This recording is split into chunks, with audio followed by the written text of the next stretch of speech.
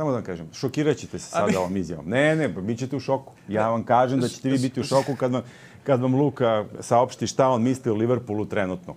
Ne igra uopšte slabije nego prošle godine. Nego prosto prošle godine nisu nailazili na podjednak otpor u ovom delu sezone. Što će reći, City je kljoknuo maksimalno, Arsenal nije bio ni blizu ovoga. Prvi neki dramatični ispit prošle godine Liverpool bio Pariz. I znamo kako je to završeno. To je i dalje ekipa prepuna nekog ludačkog kvaliteta, ali njihova dva najbolja igrača godinama i ponajbolji igrači na svojim pozicijama, znači Mohamed Salah i Virgil van Dijk. Oni igraju slabije nego prethodnih godina. Tipa, Mohamed Salah kao da kategorički, kao da ima aneks ugovoru da ne igra odbranu. Van Dijk je preinteligentan, je od najinteligentnijih igrača odgovorno tvrdim koje sam vidio ikada. U bilo kojoj eri fudbala bilo kada, neverovatno inteligentan, ali prosto lenj je nekad. Prosto lenj.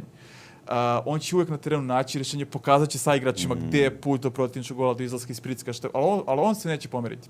Veliki problem kad imate dva tako dominantni igrača, tako moćna, talentovana, kvalitetni igrača, koji donose toliko, ali manjkaju sa jedne druge strane. Kako da ih sklonite? Bože, ko bi se usudio da ih skloni? Kako možda ih skloniš? Toliko su važni.